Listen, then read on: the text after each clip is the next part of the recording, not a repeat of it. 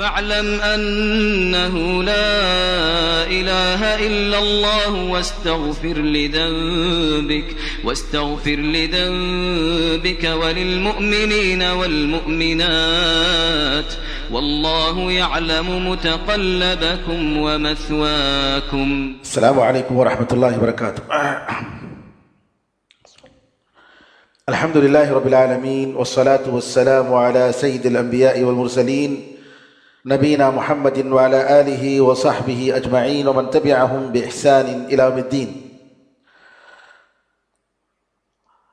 طہارت کے مسائل اور وضو کے مسائل کا ذکر جو ہے چل رہا ہے. وضو کے بارے میں جو حدیثیں آئی تھیں ہم نے گزشتہ درسوں میں ان کو پڑھا، اور اب ایک نیا چیپٹر شروع ہو رہا ہے، اور وہ ہے ساکس پر مسح کرنے کے تعلق سے. نبی کریم صلی اللہ علیہ وسلم کے زمانے میں جو ساکس تھے وہ چمڑے کے ساکس ہوا کرتے تھے.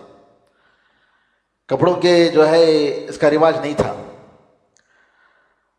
اور یہ چمڑوں کے ساکس جو ہے بہت مطلب جیسا کہ کان وغیرہ میں، مین وغیرہ میں لوگ شو پہنتے ہیں، اس طریقے سے ساکس ہوا کرتے تھے. تو نبی کریم صلی اللہ علیہ وسلم سے اس کا ثبوت ہے، اور حسن بصری رحمۃ اللہ علیہ فرماتے ہیں کہ 70 صحابہ نے مجھے بتایا کہ نبی کریم صلی اللہ علیہ وسلم نے اپنے ساکسوں پر مسح کیا. اور ساکس پر مسح کرنا شریعت کی طرف سے رخصت ہے. رخصت کا مطلب چھوٹ ہے، آسانی کے لیے.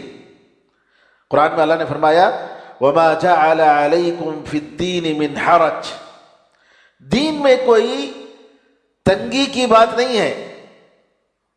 یعنی اللہ نے دین کو آسان فرمایا، اور نبی کریم صلی اللہ علیہ وسلم نے فرمایا اِنَّ الدِّينَ يُسْرٌ، دین آسان ہے، دین آسان ہے.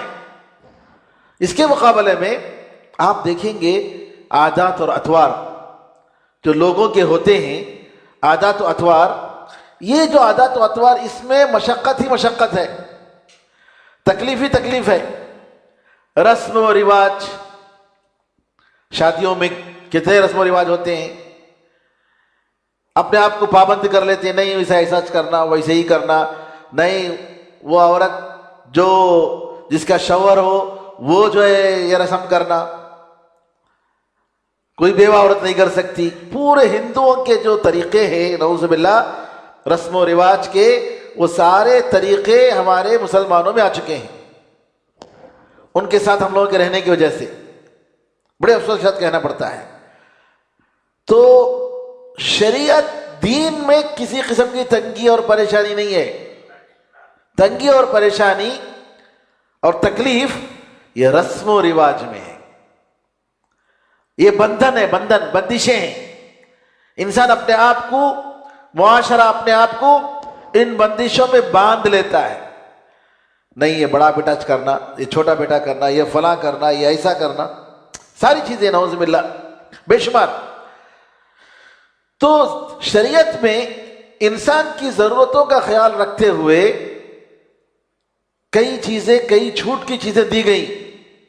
ان میں سے ایک ساکس پر مسح کرنا ہے، کیونکہ ساکس کو اگر وضو کی حالت میں داخل کیا ہے، پہنا ہے، تو ایسی صورت میں ساکس پر مسح کر لیتا ہے وضو کرنے کے بعد، تو ساکس کو نکال کر پیر دھونے کی ضرورت نہیں. شریعت میں یہ آسانی ہے. علامہ ابن مبارک رحمۃ اللہ علیہ فرماتے ہیں کہ ساکس پر مسح کرنے کے تعلق سے صحابہ میں کوئی اختلاف نہیں ہے، سب اس پر متفق ہیں کہ جائز ہے. اور ابن المنذر رحمۃ اللہ علیہ نے یہ دخل کیا ہے ان کی کتاب اجماع میں. اجماع کے نام سے ان کی کتاب ہے، جس میں امت کے درمیان جن مسائل میں اتفاق ہوا ہے اس کو انہوں نے ذکر فرمایا ہے. اور فرماتے ہیں کہ اہل سنت و جماعت اس پر متفق ہے. سفر میں، حضر کا مطلب جہاں مقیم ہے وہ اپنی جگہ پر اپنی بستی میں، اس کے مقابلے میں سفر، عربی میں اس کو سفر اور حضر کہتے ہیں۔ حضر کا مطلب اپنی جگہ بستی میں حاضر ہے، اس کے مقابلے میں سفر کا مطلب ہے کہ بستی سے باہر چلا گیا۔ مردوں اور عورتوں کے لیے یہ چیز جائز ہے۔ اس سلسلے میں حدیثوں کا ذکر آ رہا ہے۔ حدیث نمبر 53 عن المغیرة بن شعبہ رضی اللہ عنہ قال كنت مع النبي صلی اللہ علیہ وسلم فتوضأ فأهويت لأنزع خفيه فقال دعهما فإني أدخلتهما طاهرتين فمسح عليهما متفق عليه والأربعة عنه إلا النسائي أن النبي صلى الله عليه وسلم مسح أعلى الخف وأسفله وفي إسناده ضعف۔ مغیرہ بن شعبہ رضی اللہ تعالیٰ عنہ سے روایت ہے، کہتے ہیں کہ میں نبی کریم صلی اللہ علیہ وسلم کے ساتھ تھا۔ بعض روایتوں میں آیا ہے کہ یہ جو ہے واقعہ جو مغیرہ بن شعبہ رضی اللہ عنہ فرماتے ہیں، یہ جو ہے غزوہ تبوک کا واقعہ ہے۔ سن 9 ہجری میں غزوہ تبوک کا واقعہ پیش آیا، اور تبوک کے سفر میں یہ واقعہ پیش آیا کہ مغیرہ بن شعبہ کہتے ہیں کہ میں نبی کریم صلی اللہ علیہ وسلم کے ساتھ تھا، آپ نے وضو کیا۔ آپ نے جب وضو کیا، وضو کر رہے تھے، تو میں آپ کے دونوں ساکس کو نکالنے کے لیے میں جھکا۔ مغیرہ بن شعبہ رضی اللہ تعالیٰ عنہ نبی کریم صلی اللہ علیہ وسلم کی خدمت کے جذبے میں آپ جو ہے ساکس کو نکالنے کے لیے جھکتے ہیں، تو آپ نے فرمایا چھوڑ دو، ان کو چھوڑ دو، کیونکہ میں نے ان دونوں ساکسوں کو اس حالت میں داخل کیا کہ جب وہ میرے پیر پاک تھے، وضو کی حالت میں تھے، وضو کی حالت میں جب تھے میرے پیر، تب میں نے ان کو پہنا ہے۔ تو نبی کریم صلی اللہ علیہ وسلم نے ان پر مسح کر لیا۔ متفق علیہ، یہ حدیث بخاری اور مسلم میں موجود ہے۔ سنن اربع، 4 کتابیں جو بخاری ابو داؤد کے بعد جن کا مقام ہے، سنن ابی داؤد، ترمذی، نسائی، ابن ماجہ، ان میں سوائے نسائی کے، یعنی شروع کی 3 کتابوں میں سوائے نسائی کے، نبی کریم صلی اللہ علیہ وسلم نے مسح کیا ساکس کے اوپر اور ساکس کے نیچے، لیکن یہ سند ضعیف ہے۔ سند ضعیف ہے کا مطلب یہ کہ نبی کریم صلی اللہ علیہ وسلم سے اس کا ثبوت نہیں ہے کہ آپ نے پیر کے نیچے جو ہے آپ نے مسح کیا ہو، بلکہ آپ نے صرف اوپر کیا، جیسا کہ بخاری مسلم کی روایت ہے کہ آپ نے ساکس پر مسح کیا۔ نبی کریم صلی اللہ علیہ وسلم کا یہ کہنا کہ اس حدیث سے یعنی جو بہت ساری باتیں جو ہمیں معلوم ہوتی ہے، سب سے پہلے یہ بات کہ ساکس کے اوپر مسح کیا جا سکتا ہے، اور جیسا کہ میں نے بتایا کہ حسن بصری رحمۃ اللہ علیہ فرماتے ہیں کہ 70 صحابہ نے بتایا کہ جو ہے ساکس پر نبی کریم صلی اللہ علیہ وسلم نے مسح کیا۔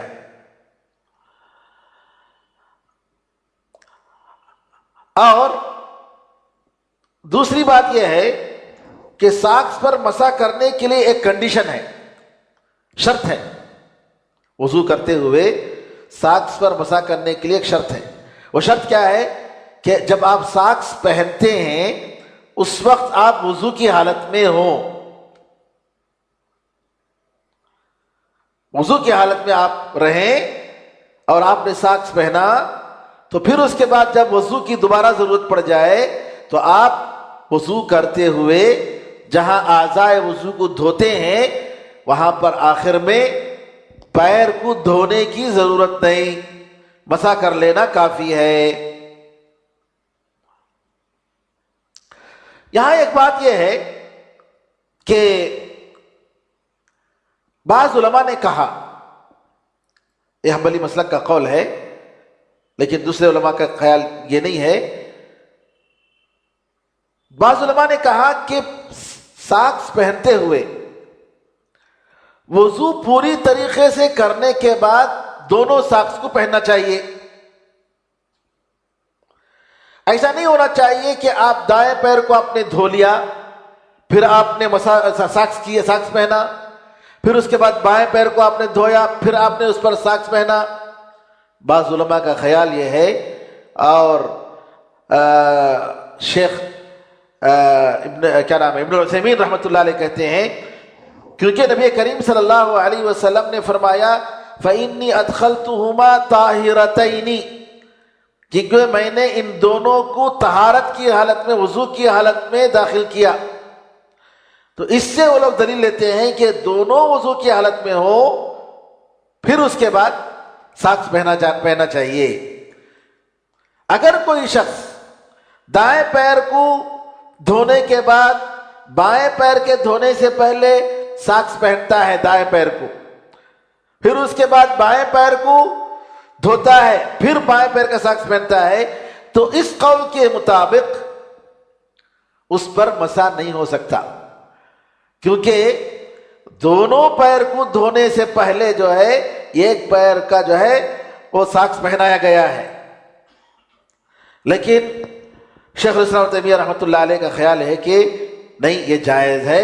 اگر کوئی شخص ایک پیر کو دھو کر ساکس پہن لیتا ہے، پھر اس کے بعد دوسرے پیر کو دھو کر دوسرا ساکس پہنتا ہے، تو بھی کوئی حرج نہیں، کیونکہ دونوں وضو کی حالت ہی میں پہنے گئے. اس کو دھو لیا پھر پہنا، اور اس کو دھو لیا پھر اس کو پہنا، تو کوئی حرج نہیں ہے. بہرحال جیسا کہ میں نے بتایا کہ اس میں اختلاف ہے، لیکن امام مالک اور امام شافعی رحمۃ اللہ علیہ اور اس طریقے سے امام محمد رحمۃ اللہ علیہ کے قول کے مطابق کہ جو ہے وہ جائز نہیں ہے، لیکن امام حنیفہ رحمۃ اللہ علیہ کے پاس جائز ہے. اور شیخ الاسلام ابن تیمیہ رحمۃ اللہ علیہ کا بھی یہی خیال ہے کہ اگر الگ الگ بھی دھو کر پہنتا ہے تو انشاءاللہ اس میں کوئی حرج نہیں ہے.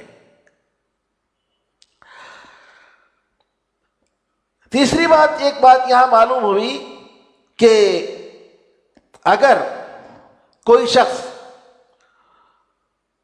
وضو کے بغیر ساکس پہن لیا، اب اس کو جو ہے ساکس پر مسح کرنے کی ضرورت پڑ رہی ہے، وضو کر رہا ہے، ساکس پہنا ہوا ہے، تو کیا حکم ہے اس کا؟ اس کا حکم یہ ہے کہ ساکس کو نکالے گا اور پیر کو دھوئے گا، دونوں پیر کو، پھر اس کے بعد جب پیر دھونے سے فارغ ہو جائے گا، وضو پوری طریقے سے فارغ ہو جائے گا، تب جو ہے وہ ساکس پہنے گا، کیونکہ وضو کی حالت میں وہ ساکس نہیں پہنا تھا. تو ساکس پر مسح کرنے کے لیے شرط ہے، اور اس میں کسی کا اختلاف نہیں ہے، سارے علماء کا اس پر اتفاق ہے، چاروں مذاہب کے علماء کا اس پر اتفاق ہے، اماموں کا، کہ ساکس پر اگر آپ کو مسح کرنا ہے تو یہ کنڈیشن کہ وضو کی حالت میں آپ ساکس پہنے ہوئے ہوں، اور اگر وضو نہیں ہو اور ساکس آپ نے پہنا ہے، آپ وضو کر رہے ہیں ساکس کی پہنے ہوئے حالت میں، ساکس نکالیے، پھر اس کے بعد جو ہے اس پر دوبارہ جب مسح کرنے کی ضرورت، وضو کرنے کی ضرورت پڑتی ہے، تب آپ مسح کر سکتے ہیں. یہاں پر ساکس کے اوپر مسح کرنا چاہیے یا ساکس کے نیچے بھی؟ آگے ایک حدیث آئے گی علی رضی اللہ تعالیٰ عنہ کی، جس میں فرماتے ہیں کہ اگر دین، شریعت لوگوں کے عقل کو بنیاد بنا کر، لوگوں کی سمجھ کو بنیاد بنا کر اللہ تعالیٰ شریعت اگر بناتا، لوگوں کی ظاہری سمجھ کے مطابق، تو جو ہے مسح اوپر کرنے کے بجائے نیچے کرنا بہتر ہوتا. یہ علی رضی اللہ عنہ کا قول ہے، لیکن شریعت میں جو ہے نیچے کرنے کا حکم نہیں، اوپر کرنے کا ہے، اور آپ کو بتایا گیا کہ نیچے کرنے والی جو روایت ہے وہ صحیح روایت نہیں ہے. تو علماء کہتے ہیں کہ یہ بھی علماء کے درمیان اجماع ہے، اتفاق ہے کہ ساکس کے اوپر ہی مسح ہوتا ہے، ساکس کے نیچے مسح نہیں ہوتا ہے.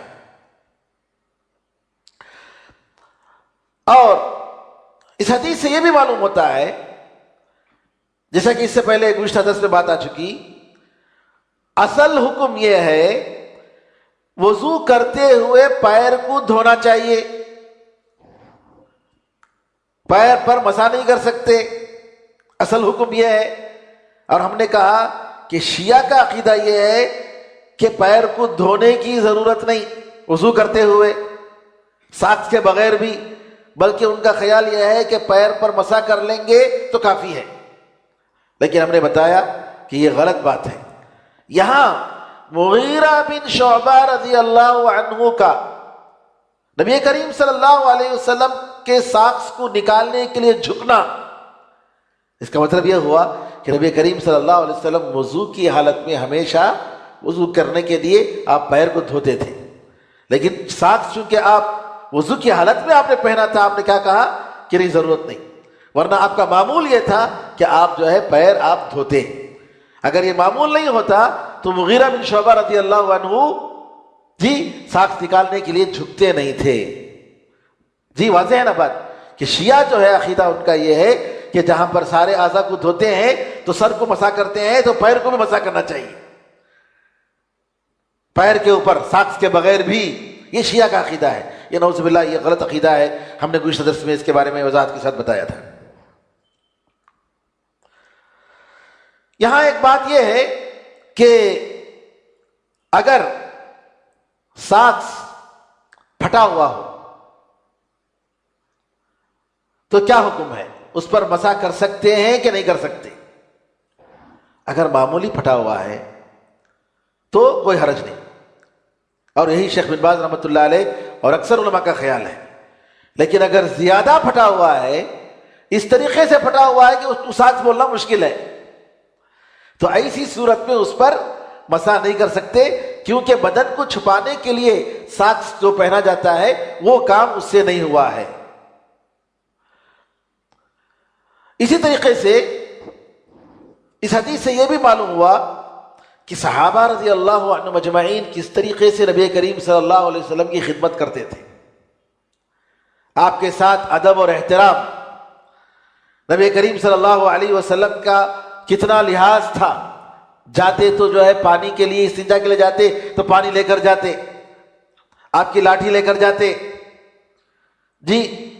اور اسی طریقے سے مغیرہ بن شعبہ رضی اللہ تعالیٰ عنہ کا ساکس نکالنے کے لیے جھکنا، یہ سب نبی کریم صلی اللہ علیہ وسلم کے ساتھ صحابہ رضی اللہ اجمعین کی خدمت اور محبت کا کہ یہ سب مظاہر ہیں اور یہ دلائل ہیں۔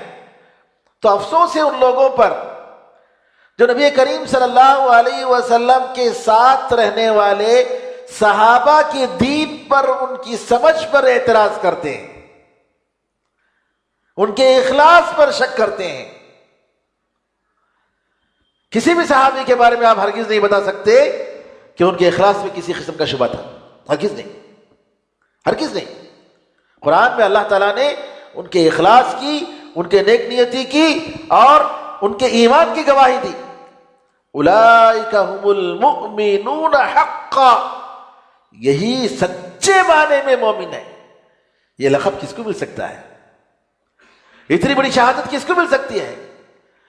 تو افسوس ہے ان لوگوں پر جو صحابہ رضی اللہ عنہم اجمعین کے اخلاص پر شک کرتے ہیں، ان کی نیک نیتی پر شک کرتے ہیں، ان پر اعتراض کرتے ہیں اور ان پر جو ہے ان کے کیڑے نکالنے کی کوشش کرتے ہیں، جبکہ اللہ تعالیٰ نے نبی کریم صلی اللہ علیہ وسلم کے صحابہ کا جہاں کہیں بھی قرآن میں ان کی غلطی کا ذکر کیا، فرمایا اللہ نے ان کو معاف کر دیا، اللہ نے ان کو معاف کر دیا۔ صحابہ کی تعریف کرتا ہے اللہ، نبی کریم صلی اللہ علیہ وسلم تعریف کرتے ہیں صحابہ کی، اور یہ بدبخت لوگ صحابہ کی جو ہے اعوذ باللہ گستاخیاں کرتے ہیں، صحابہ کے بارے میں غلط الفاظ استعمال کرتے ہیں۔ اس سے بڑھ کر گمراہی کیا ہو سکتی ہے؟ اس سے بڑھ کر ضلالت اور کیا ہو سکتی ہے؟ نعوذ باللہ کہ صحابہ رضی اللہ اجمعین ان کی جو خدمات ہیں، علامہ خطیب بغدادی رحمۃ اللہ علیہ فرماتے ہیں قرآن اور حدیث میں صحابہ کی فضیلت کے بارے میں اگر کچھ بھی نہیں آیا ہو ان کی تعریف کے بارے میں، تب بھی صحابہ نے نبی کریم صلی اللہ علیہ وسلم کے ساتھ جو خدمت کی، جس طریقے سے تعاون کیا، اپنی جان اور مال کو قربان کر کے نبی کریم صلی اللہ علیہ وسلم کو بچایا. جی ابو طلحہ رضی اللہ تعالیٰ عنہ نبی کریم صلی اللہ علیہ وسلم کے جنگ احد میں جی اپنے ہاتھ کو پورا شل کر لیتے ہیں، پورا ادھر سے تیر آ رہے ادھر سے تیر آ رہے، اللہ کے رسول جی آپ جو ہے پیچھے رہیے، بچا رہے ہیں تیروں کے ذریعے، اپنا سینہ سپر کر کے نبی کریم صلی اللہ علیہ وسلم کو بچا رہے ہیں. کتنی مثالیں کہ نبی کریم صلی اللہ علیہ وسلم کی جان کی حفاظت کے لیے، آپ کی دین کو بچانے کے لیے صحابہ نے جو قربانیاں دی.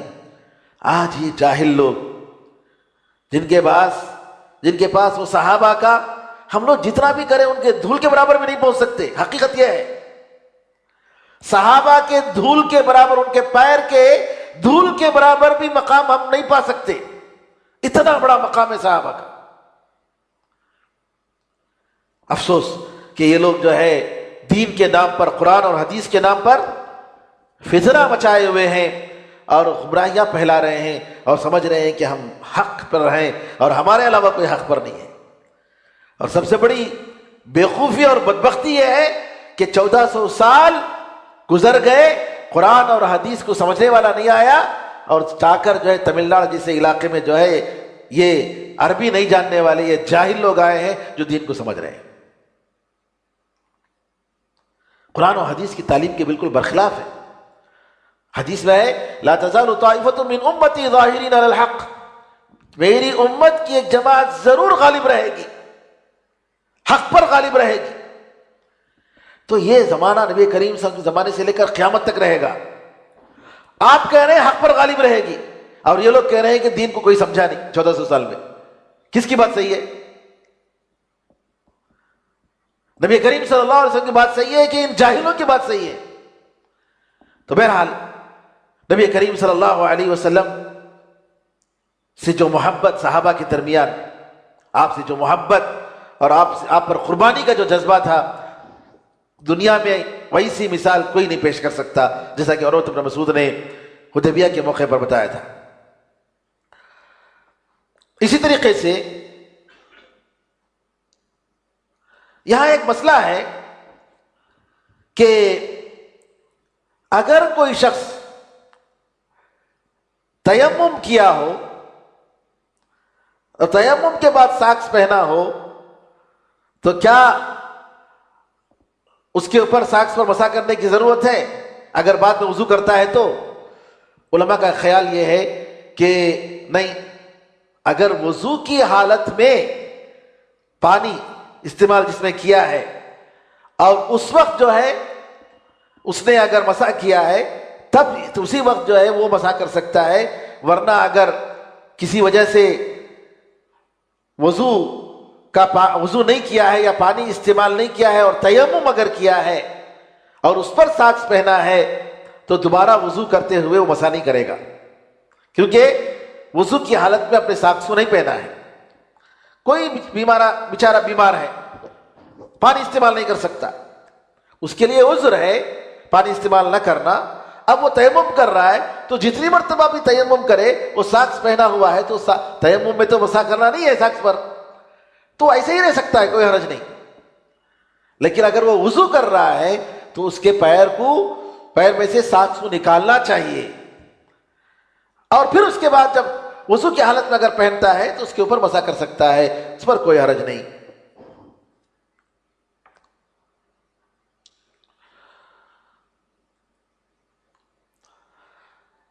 یہاں ایک مسئلہ یہ ہے کہ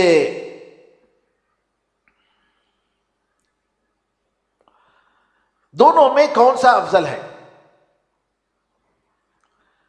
کہ یہ افضل ہے کہ آدمی اگر ساکس پہنا ہوا ہے تو ساکس پر مسح کر لینا افضل ہے یا ساکس کو نکال کر دھو لینا افضل ہے؟ کیونکہ بعض لوگ آپ دیکھیں گے کہ وہ لوگ پیر میں سے ساکس کو نکالتے ہیں، اگرچہ کہ وہ وضو کی حالت میں پہنے ہو تب بھی کیا کرتے ہیں؟ نہیں، ہم دھو لیں گے، پیر دھو لیں گے. علامہ ابن قیم رحمۃ اللہ علیہ کا فرمان یہ ہے کہ نبی کریم صلی اللہ علیہ وسلم کی عادت تھی وہ تکلف نہیں کرتے تھے. تکلف کا مطلب یعنی اگر آپ نے وضو کی حالت میں اگر آپ نے ساکس پہنا ہے تو آپ دوبارہ وضو کرتے ہوئے ساکس کو نکالتے نہیں تھے بلکہ مسح کر لیتے تھے. ایک اور مسئلہ کہ مسح کا طریقہ کیا ہے, ساکس پر مسح کا طریقہ کیا ہے. ساکس پر مسح کا طریقہ یہ ہے کہ آپ جب پیر دھونا چاہتے ہیں اور آپ نے وضو کی حالت میں ساکس پہنا ہوا ہے پہلے سے, تو آپ جو ہے دونوں ہاتھوں کو پانی سے بھگو لیں, پھر اس کے بعد یہ دونوں ہاتھ کو دائیں ہاتھ کو دائیں پیر پر اور بائیں ہاتھ کو بائیں پیر پر رکھ کر اس طریقے سے آخر تک لے جائیں. جی, جہاں سے پیر کے شروع سے انگلیوں سے لے شروع کر کے آپ جو ہے یہ آخری جہاں تک قدم ہے وہاں تک جو ہے لے جائیں اوپر کے حصے میں. یہ جو ہے طریقہ ہے مسح کا. بعض علماء نے کہا کہ اگر کوئی شخص دائیں پیر کو اگر کر لیتا ہے پھر اس کے بعد بائیں پیر کو بھی کرتا ہے تو کوئی حرج نہیں, لیکن بہتر طریقہ یہ ہے کہ دونوں ہاتھوں کو بھگو کر پھر اس کے بعد دونوں ہاتھ کو دونوں پیر پر رکھ کر ایک ہی بیک وقت مسح کر لے, یہ اس کا صحیح طریقہ ہے. اور حدیث سے یہ بھی معلوم ہوا کہ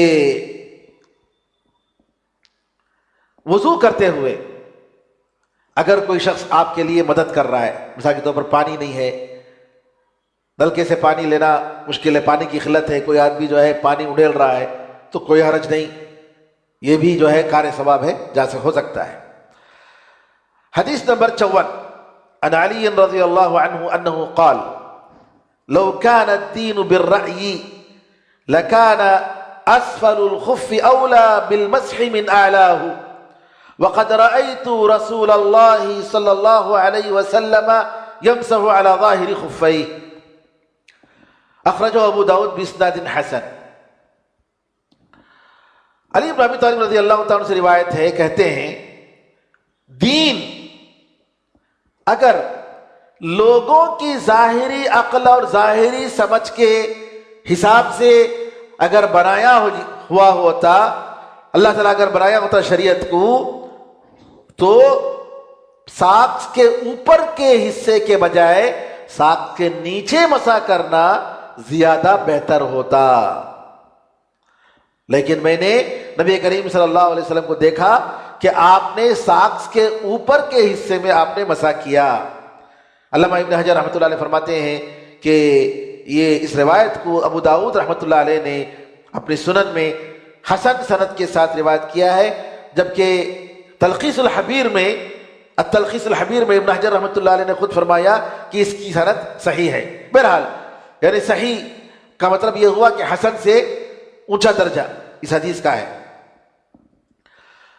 اب یہاں اس حدیث سے یہ معلوم ہوا کہ ساکس کے اوپر مسح کرتے ہوئے پیر کے نیچے نہیں بلکہ اوپر مسح کرنا چاہیے. یہ بات تو اس سے پہلے بھی آ گئی. دوسری بات, علی رضی اللہ تعالیٰ عنہ نے بڑے پتے کی بات فرمائی. یہ معمولی بات نہیں ہے آپ کا کہنا. یہ جملہ لو کان الدین بالرأی, یعنی لوگوں کے عقل پر اس کا خیال کرتے ہوئے, ظاہری عقل ظاہری سمجھ کا اعتبار کرتے ہوئے اگر دین بنایا جاتا, شریعت بنی ہوتی, تو نبی کریم صلی اللہ علیہ وسلم پیر کے نیچے مسح کرتے. آپ نے نہیں کیا, نیچے نہیں کیا بلکہ اوپر کیا. ایک بہت بڑا میسج دے دیں علی رضی اللہ تعالیٰ عنہ کہ لوگوں کی عقل میں جو بات آتی ہے اس کا حق ہونا ضروری نہیں ہے. ہر بات جو ہماری سمجھ میں آتی ہے اس کا برحق ہونا کوئی ضروری نہیں ہے. کیوں بھائی, رکوع ایک ہے سجدہ دو ہے نا, رکوع دو کہیں کو نہیں ہے, قیام بھی ایک ہے نا, سب دو کر لیں گے نا. نہیں, ہمیں اور آپ کو اس کا حق نہیں ہے. شریعت اللہ نے جیسے فرمایا ہے ویسے. کیوں مال اور حساب کتاب کے مسئلے میں اللہ تعالیٰ نے عورت کی گواہی دو عورت کی گواہی ایک مرد کے برابر بنائی اللہ تعالیٰ نے. ہمارے پاس لیڈیز جو ہے ماشاءاللہ آج کل حساب کتاب میں جنٹ سے بھی اچھے ماہر ہیں. کیوں ایسا نہیں ہو رہا ہے؟ نہیں، یہ اللہ کا قانون ہے، یہ اللہ کی شریعت ہے. آپ کی سمجھ کو یہاں معیار نہیں بنایا گیا. تو جیسا کہ قرآن میں اللہ نے فرمایا الحق من ربک، الحق من ربک، قل الحق من ربکم، کہہ دیجئے حق تمہارے پروردگار کی طرف سے ہے. حق کہاں سے ہے؟ اللہ کی طرف سے. اللہ کے علاوہ کسی دوسری جگہ سے اگر حق آ رہا ہے تو وہ باطل ہے، حق نہیں ہے. چاہے لوگ مل کر قانون بنا لیں، چاہے لوگ اس کو حرام کو حلال کہہ لیں، وہ باطل ہے. جی مردوں کی مردوں سے شادی جائز ہے بول لیں، عورتوں کی عورتوں سے شادی جائز ہے بول لیں، کچھ بھی بول لیں، الحق من ربکم، حق اللہ کی طرف سے ہے. انسان آج 650 سال ہم لوگوں نے ظلم کیا، قانون ظالمانہ قانون تھا کہہ رہے ہیں. آج 650 سال کے لوگ جو کی وہ عقل سے نہیں تھی ان لوگوں کو، ان کو عقل آ گئی. نعوذ باللہ. تو یہ چیز جو ہے غلط ہے. ایک مومن کا عقیدہ یہ ہونا چاہیے کہ حق اللہ کی طرف سے ہے. اسی لیے امام بخاری رحمۃ اللہ علیہ اپنی کتاب سب سے پہلے صحیح بخاری شروع کرتے ہیں کتاب بدء الوحی. وحی کیسے شروع ہوئی؟ کیونکہ وحی کے ذریعے یہ حق معلوم ہو سکتا ہے. اللہ تعالیٰ کی وحی کے ذریعے ہی جو نبی کریم صلی اللہ علیہ وسلم کے پاس آئی، اسی کے ذریعے حق پتہ چل سکتا ہے، حق کا علم ہو سکتا ہے. انسان اپنی سمجھ سے بیٹھ کر ہاں بھائی یہ نظام، یہ شریعت، یہ قانون اپنی طرف سے، یہ سب انسان کے بنائے ہوئے ہیں، اس کا کوئی ٹھکانہ نہیں، اس کی سچائی کی کوئی دلیل نہیں. تو لہذا انسان کو چاہیے کہ اس کے دماغ میں جو بھی بات آتی ہے وہ قرآن اور حدیث پر پیش کرے. اگر قرآن و حدیث اس کی تائید کرتی ہے تو الحمدللہ، اور اگر قرآن و حدیث اس کے برخلاف ہے تو توبہ کرنا چاہیے اور قرآن و حدیث کی طرف آنا چاہیے. آج لوگ کیا ہیں؟ نہیں بھائی میری لاجک یہ بولتی ہے. ارے تمہاری لاجک لے جا کو پھینکو گاتے بھی. یہی بولتے تھے سلف صالحین کہ یہ لوگ جو روایت کرتے ہیں اس کو لے لو. وما قالوه برأيهم فألقيه في الحش. یہ لوگ اپنے طرف سے جو بول رہے ہیں اپنی رائے سے کچرے میں پھینک ڈالو. لیکن جو روایت کرتے ہیں فلاں نے کہا، فلاں نے کہا، فلاں صاحب نے کہا، رسول اللہ صلی اللہ علیہ وسلم نے فرمایا، صحابہ سے نقل کرتے ہیں، اس کو لے لو. تو آج لوگوں میں افسوس کے ساتھ کہنا پڑتا ہے فکری کتابیں بہت عام ہو گئی ہیں. مسلمانوں میں کیا بھائی، عالم، مفکر اسلام، مفکر اسلام. وہ کیا مفکر اسلام؟ کیا اسلام کے بارے میں فکر کرنے والے نہیں، کیا کرنے والے سمجھ میں نہیں. فکر الگ ہے، علم الگ ہے. علم اللہ اور اس کے رسول کی باتیں ہیں. انسان جو دماغ سے لکھتا ہے اس کا حق ہونا ضروری نہیں ہے. اسی لیے جو لوگ فکری کتابوں میں پلتے ہیں ان کا علم ٹھوس نہیں ہوتا ہے. جن مدرسوں میں ایسے لوگ موجود ہیں فکری کتابیں پڑھنے والے، مدرسے کے لوگ جانتے ہیں، اگرچہ کہ مدرسے کے لوگ بھی اسی خیال کر رہے ہیں ان کے پاس علم نہیں ہے. جو فکری کتابیں پڑھتے ہیں جیسے جماعت اسلامی کی کتابیں ہیں، اخوان المسلمین کی کتابیں ہیں، سید قطب کی کتابیں ہیں، کچرا. 1000 صفحہ پڑھیں گے اس میں سے 2-3 بات جو ہے وہی سلف صالحین کا ایک قول، ایک سطر، اس میں روشنی ہے، علم ہے، وزن ہے، پروف ہے، دلیل ہے. کیوں؟ قرآن و حدیث سے ان لوگوں نے سوچا ہے، سمجھا ہے. قرآن و حدیث سے نکالی ہوئی چیزیں ہیں، صحابہ سے لی ہوئی چیزیں ہیں. فکری کتابیں ہرگز نہیں پڑھنا. یہ جتنی گمراہیاں یہاں موجود ہیں ہمارے صوبے میں، تمل ناڈو میں، اس کا ایک بہت بڑا سبب یہ فکری کتابیں، فکری کتابیں. قرآن و حدیث پڑھو بھائی، صحابہ کی کتابیں، صحابہ کے جو آثار ہیں، ان کے جو اقوال ہیں وہ پڑھو، وہ اس میں علم ہے۔ یہ فکری کتابوں میں کیا ہے؟ ہمارے سے زیادہ سمجھنے والے صحابہ نہیں تھے، تابعین نہیں تھے، یا ائمہ کرام رحمۃ اللہ علیہ مجمعین نہیں تھے۔ تو آج جو ہے کیا ہے، 20ویں صدی میں فکری کتابیں، بھائی یہ سب جو ہے اس میں یہ ہے، یہ ہے، ایسا ہے، ویسا ہے، کچھ بھی نہیں ہے، نعوذ باللہ۔ ایک صاحب نے تفسیر کی کتاب لکھی، 4000 صفحات لکھے تفسیر کی۔ کتنے؟ 4000 صفحات، تدبر قرآن، امین احسن اصلاحی صاحب کی کتاب۔ 40 حدیثیں نہیں اس میں،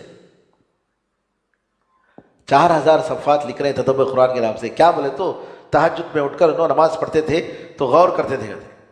40 سال انہوں نے جو تہجد کی نماز پڑھ کے قرآن کریم میں جو غور کیا، اس کے جو ہے اس کا خلاصہ تفسیر انہوں نے لکھا۔ اس کے بجائے، حدیث کے بجائے جاہلیت کے اشعار بھری ہوئی ہے کتاب، جاہلیت کے، اسلام سے پہلے۔ ارے بھائی صحابہ سے بڑھ کر، نبی کریم صلی اللہ علیہ وسلم سے بڑھ کر کون ہے قرآن سمجھنے والا؟ قرآن میں اللہ تعالیٰ فرماتا ہے وَأَنزَلْنَا إِلَيْكَ الذِّكْرَ لِتُبَيِّنَ لِلنَّاسِ مَا نُزِّلَ إِلَيْهِمْ۔ اے اللہ، اے نبی، ہم نے اس ذکر کو، اس قرآن کو تمہارے اوپر اتارا تاکہ تم بتاؤ۔ بتانے کی اتھارٹی نبی کریم صلی اللہ علیہ وسلم کو دی گئی ہے۔ افسوس الٹا ہے۔ اب یہ لوگ سب کتابیں پڑھیں گے تو بتاؤ یہ راہ حق پر آئیں گے کہ گمراہی کی طرف جائیں گے؟ 4000 صفحات تفسیر، 40 حدیثیں نہیں ہے، کتنی افسوس کی بات ہے بھائی۔ قرآن کریم کو پہلے قرآن سے سمجھنا چاہیے، اس کے بعد حدیث سے سمجھنا چاہیے۔ اور اگر آپ حدیث سے بے نیاز ہو گئے، نہیں بھائی میں نہیں، مجھے ضرورت نہیں حدیث سے، قرآن کو میں ڈائریکٹ ایسے سمجھ لیتا ہوں، تو کیا ہے؟ قرآن میں اللہ نے فرمایا ہے یضل بہ کثیرا ویہدی بہ کثیرا، بہت سارے لوگوں کو اللہ تعالیٰ اس کے ذریعے ہدایت دیتا ہے، بہت سارے لوگ گمراہ بھی کرتا ہے۔ تو لہٰذا جو ہے ہمیں نبی کریم صلی اللہ علیہ وسلم کا طریقہ، اس کا مطلب یہ نہیں کہ ہمیں عقل کو استعمال نہیں کرنی چاہیے۔ عقل ایک روشنی ہے، اور جو آپ کو حق معلوم ہو گیا ہے تو اس کے مطابق قرآن و حدیث کے اصول اور حدود کے بیچ میں رہ کر آپ کرنا ہے۔ یہ نہیں کہ جو ہے نہیں یہ جادو کیا ہے، میں نہیں، عقل نہیں مانتی میری۔ اب یہ لوگ ہیں نا عقل پرست لوگ، جادو کو نہیں مانتے، شیطان کہاں ہے پوچھتے، انہوں شیطان بولتے، بھائی شیطان کر بولتے، نعوذ باللہ۔ حقیقت پوچھ، کیونکہ ان کی آنکھوں سے جو چیز نظر نہیں آتی اس کو یہ لوگ نہیں مانتے، ان کی عقل میں نہیں آ رہی بات۔ فرشتوں کا انکار، معجزات کا انکار، اس کی غلط تعویل، یہ سب کیوں؟ ان لوگوں نے اپنی عقل کو شریعت کے تابع نہیں کیا، بلکہ عقل کو جو ہے بنیاد بنا کر شریعت کو اس کے تابع کر لیا۔ عقل اگر مانتی ہے تو مانتے ہیں، اگر عقل کی بات نہیں مانتی ہے تو نہیں مانتے ہیں۔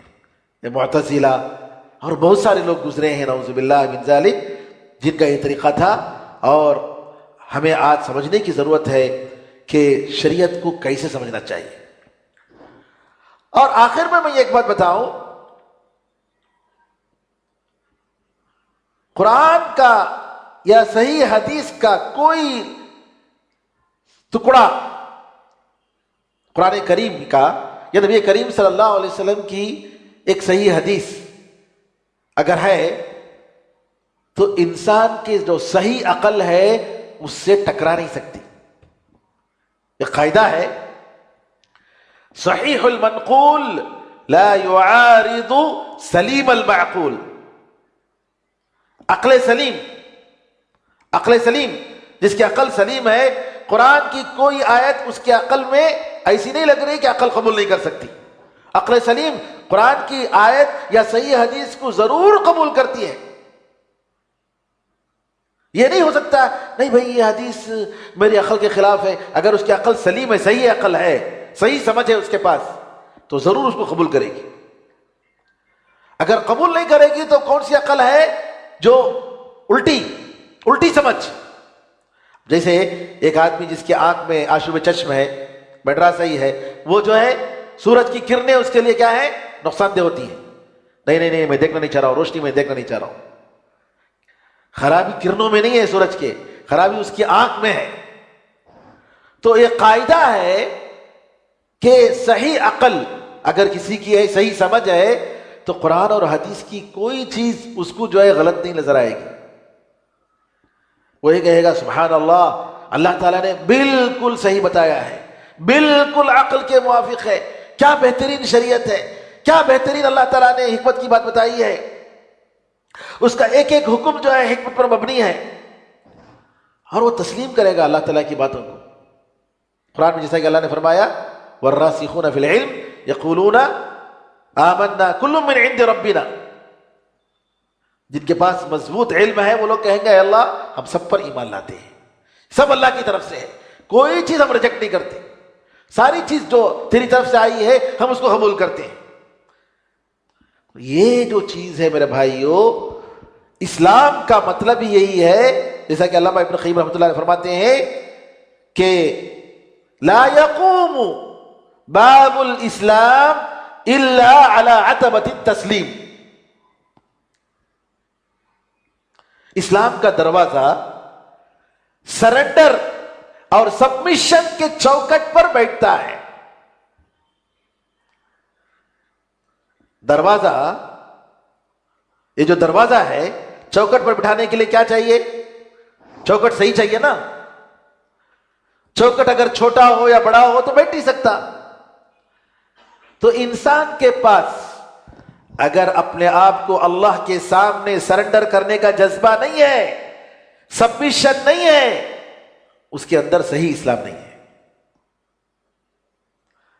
علامہ ابن قیم رحمۃ اللہ علیہ کا یہ جملہ سونے کے پانی سے لکھنے کے قابل ہے. لا يقوم باب الاسلام الا على عتبۃ التسلیم. اسلام کا دروازہ اگر بیٹھ سکتا ہے تو سرنڈر اور سبمیشن کے جو چوکٹ ہے اسی پر بیٹھ سکتا ہے، ورنہ نہیں بیٹھ سکتا. تو اپنے آپ کو سرنڈر کرنا ہے اللہ کے سامنے، رسول اللہ صلی اللہ علیہ وسلم کی حدیثوں کے سامنے، ورنہ انسان نعوذ باللہ گمراہ ہو جائے گا. اگر وہ کہیں کہتا ہے کہ مجھے سمجھ میں نہیں آتی یہ بات، اللہ نے کہا آپ کو ماننا ہے. کئی بار مثال دے چکا ہوں کہ بعض لوگ عقل پرست لوگ کیا کرتے ہیں، نبی کریم صلی اللہ علیہ وسلم کی حدیثوں کو انکار کرتے ہیں. کیوں؟ ان کی سمجھ میں نہیں آئی. پیجے نے کہا، قرآن حدیث میں آتا ہے کہ نبی کریم صلی اللہ علیہ وسلم نے فرمایا رات کا جب تیسرا حصہ ہوتا ہے تو اللہ تعالیٰ آسمان کے ساتویں آسمان کی دنیاوی آسمان میں اتر کر آتا ہے اور کہتا ہے کوئی بندہ جو مجھ سے معافی مانگے میں اس کو معاف کر دوں، ہے کسی کی ضرورت میں اس کی ضرورت پوری کروں. اب پیچھے کا کہنا یہ ہے دیکھو رات کا تیسرا حصہ ہمارے پاس رہتا ہے، نہیں تو ہمارے بعد پڑوسیوں کے پاس رہتا ہے، اس کے بعد ادھر، اس کے بعد ادھر، اس کے بعد ادھر. 24 گھنٹہ رات کا تیسرا حصہ کہیں نہ کہیں رہتا ہے. تو کیا اللہ تعالیٰ جو ہے ساتویں آسمان میں جنوبی آسمان میں رہتا ہے کیا؟ عرش پر نہیں رہتا ہے کیا؟ قرآن میں اللہ تعالیٰ عرش پر ہے بولتا ہے. اب قرآن کی آیت اور حدیث ان کی سمجھ میں ٹکرا رہی ہے دونوں، جبکہ یہ بخاری مسلم کی حدیث ہے، صحیح حدیث. کیا بولے؟ یہ حدیث غلط، جھوٹ، اٹھاتے ہی جھوٹ. قرآن کی آیت صحیح. قرآن میں اللہ فرماتا ہے الرحمن علی العرش استوى، وہ جب بڑا مہربان کرنے والا عرش پر مستوی ہے. تو یہاں ہم کہتے ہیں عقل تمہاری صحیح نہیں ہے، سمجھ تمہاری صحیح نہیں ہے. اگر تمہاری عقل سلیم ہوتی تو نبی کریم صلی اللہ علیہ وسلم کی حدیث میں اور قرآن کی آیت میں کوئی ٹکراؤ نہیں. اس لیے کہ میں چیئر پر بیٹھا ہوں، چیئر سے اگر میں اتر گیا تو چیئر خالی ہے کہ نہیں ہوئی؟ یہ میں انسان، اللہ تعالیٰ اور میرے درمیان، مخلوق کے درمیان کروڑوں کا فرق ہے، کمپیئر ہی نہیں کر سکتے. یا حضرت کیا غلطی کرے نو، بڑی غلطی کہ اپنے آپ کو اللہ کے ساتھ کمپیئر کر لیے. اللہ تعالیٰ ہے کہ نہیں ہے؟ ہے. تمہیں بھی ہے یا نہیں ہے؟ ہے تمہیں بھی. آپ کے وجود میں اور اللہ کے وجود میں فرق ہے نہیں ہے؟ ہے کہ نہیں ہے؟ بالکل ہے. اللہ نے فرما دیا لیس کمثلہ شیء، اللہ کے جیسی کوئی چیز نہیں. تب اللہ تعالیٰ اترتا ہے، کیسے اترتا ہے نہیں معلوم. حدیث میں جو آ گیا ہے آمنا وصدقنا کہہ کر ہمیں تسلیم کرنا ہے. ہم اترتے ہیں تو کرسی خالی ہوتی ہے بھائی. اللہ تعالیٰ کے اترنے سے عرش خالی ہونا کوئی ضروری نہیں ہے. اللہ تعالیٰ عرش پر مستوی ہے اور جب چاہے وہ اترتا ہے. اس کی وجہ سے اس کا عرش کا خالی ہونا کوئی ضروری نہیں ہے، کیونکہ اللہ نے فرما دیا وَلَمْ يَكُنْ لَهُ كُفُوًا أَحَدٌ، اس کے جیسا کوئی نہیں ہے. تو ہمارا کام کیا ہے؟ قرآن میں اگر کوئی چیز آئی تو ہم کہیں گے آمنا وصدقنا، ہم نے قبول کیا، ہم نے تسلیم کی. حدیث میں کوئی چیز آتی ہے ہم کہیں گے آمنا وصدقنا. اسی طریقے سے بعض لوگوں نے، عقل پرستوں نے کہا کہ حدیث یہ ہے نبی کریم صلی اللہ علیہ وسلم کی صحیح حدیث، سورج جب غروب ہوتا ہے تو یہ سورج جو ہے اللہ تعالیٰ کے عرش کے نیچے جا کر اللہ سے اجازت مانگتا ہے، سجدہ کرتا ہے اور اجازت مانگتا ہے. اللہ تعالیٰ سے کہتا ہے کہ ٹھیک ہے تیرے تو ایسٹ سے، مشرق سے نکل، اور جب قیامت کا دن آئے گا تو اللہ تعالیٰ کہے گا تیرے ویسٹ سے، مغرب سے نکل. اب ان عقل پرستوں نے کہا سورج ہمارے سامنے بھی نظر آتا ہے، یعنی تو امریکہ میں رہتا، کانتے بھی رہتا 24 گھنٹے، کب جا کو سجدہ کرتا؟